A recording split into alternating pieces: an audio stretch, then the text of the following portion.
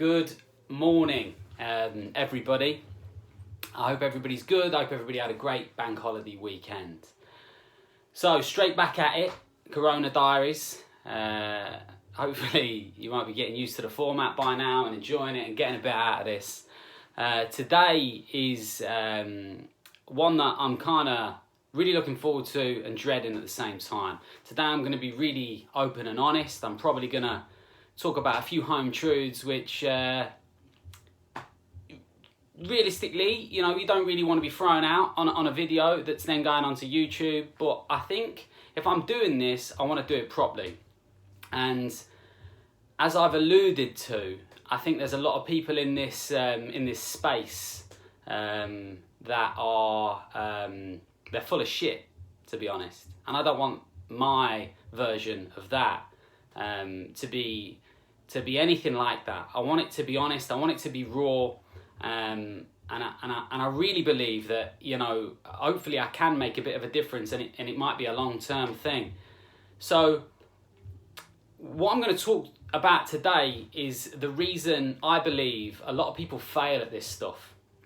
A lot of people swing the bat for a week or two and then fall off the wagon and think, yeah, that's self-development stuff, that's for other people, that ain't for me. And in order to be able to do that, I'm going to be really brutally and worryingly honest with you all. And I'm just going to talk about my phobia of caring a bit too much what people think of me. Yeah, that's one of the things I work on. I work on that. I try to develop that because that is one of my issues. So in order to be able to set the scene here, I want to take you back to video one. And that was all about me conquering an anxiety of doing these videos. And I am so glad I did. I am absolutely loving this. I'm enjoying it. I'm getting quite good feedback. It's given me something to do during this lockdown, and mission accomplished. But if you remember the overriding message in video one, it was all about there being much worse things going on in the world than setting up a video and recording yourself. It was all about not caring what people thought about you. It was all about, having a bit of self-realization that, in fact, I remember saying specifically, if no one watches these videos, I don't give a shit. Yeah? Remember that? So, let me take you on a journey from then to now, and let me tell you what happened to me yesterday, which on the face of it, you might think I'd either failed in my mission or I was a massive hypocrite. So, I recorded that first video, and I gave that video to my wife and the 3 lads that work for me, because I needed reassurance that these videos were good. And by and large, everyone was telling me that they enjoyed it. So then I set up a WhatsApp group, and it was kind of more like work acquaintances, like clients, potential clients. And I sent out a kind of a blurb. Looking back on now, apologies, that was a really long blurb I sent out on that WhatsApp group. I look back on that now and it does bring a smile to my face. But I basically kind of set the scene, what I wanted to achieve, thought these videos might help when everyone's feeling a bit down, so on and so forth. And at that point, I had no idea about, I don't know anything about YouTube. So I basically asked the guys and girls in that group if they wanted me to send them these videos, give me your email addresses, and they all came back and gave me their email addresses, and it was really humbling, it was really, really nice, and it really was quite exciting. And then one of the lads in the group said, "Listen, Dan, you got to do this on YouTube." And I kind of laughed it off. He said, "No, you got to get a YouTube channel." And fast forward a week, and I've got a YouTube channel. No idea, but hey ho, we're rolling with it. So what happened after I got that second wave of positivity from my work colleagues and acquaintances is I then faced my biggest fear. I was in the shower and something dawned on me. That this concept, these videos, which I am incredibly proud of, actually, so far, I was scared about releasing them on my personal social media platforms. And look, I'm itching again. It's because I'm nervous. I'm scared. I felt scared about releasing these on the social media platforms, my personal social media platforms. And the reason was simple and a bit embarrassing. I didn't want people to think I was a dickhead. I didn't want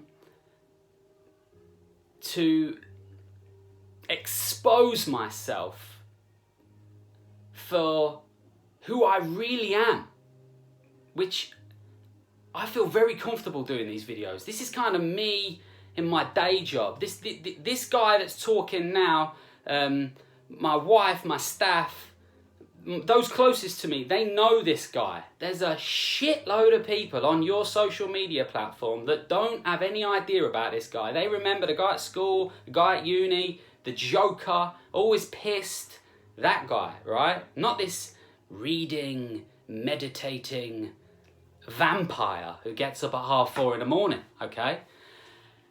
And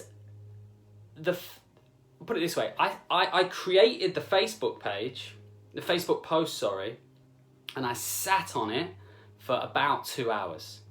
It reminded me a bit of, do you remember way back in the day, prior to Tinder and oh, by the way, never used Tinder, Anna, this is just an analogy, but do you remember way back in the day when you used to have to ring the house phone of the guy or girl that you wanted to speak to, that you fancied, and you used to have to ask their dad or their mum if they were there? Do you remember how long you used to sit staring at the phone?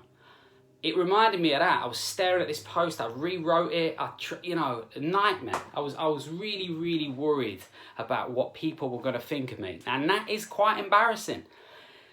Anyway, I hit send, I stepped up, I got it done, I took some of my own advice, and it went out there, and by and large, the feedback was good. Thank God. But that will enable me to explain something really, really easily to you. The guy who did video 1 and the guy who sat looking at that post for 2 weeks, at this point here, when you realise that, you know what, I was talking nonsense here, like, I do care what people think, and this isn't working for me, and this is never going to work for me, I'm never going to be able to get to that point. Like, that's where a lot of people give this shit up. They bail on it, they can't be bothered with it anymore, they don't think it's for them, okay? The reason I need to make this point is that you will never, ever be the finished article, ever. This self-development stuff is all about a journey, a slow journey where you chip away at the things you need to work on, okay? And just because there's a bump in the road, it doesn't mean you give up. You don't judge yourself for that reoccurring issue that you've got, that reoccurring anxiety that you've got. You accept it, you take some of your own advice, and you plow on through it. That is what this is all about. This never ends. This development stuff, you don't just arrive in like a year and a half and you're this new person who, doesn't give a shit about what anybody thinks. He's never nervous. He's so confident, those people that put that mask on, yeah, I think they are actually the most self-conscious of us all. I think they're hiding behind the reality of how kind of nervous they actually are. So I've got a minute and a half, probably going to go 2 minutes over my 8-minute rule, but this was a real important one for me, okay? And the message is this: just because you get up at 5 in the morning for 2 weeks, and then on day 10, you sleep until 8:30, that doesn't mean you failed. That means you're getting there, you're developing, you're working, you're building, you're growing, okay? So again, sorry this has gone on for 10 minutes. I hope you can understand why, and I really hope me being honest this morning will help you stick to some of this stuff and get to where you need to be. Okay, we'll see you tomorrow.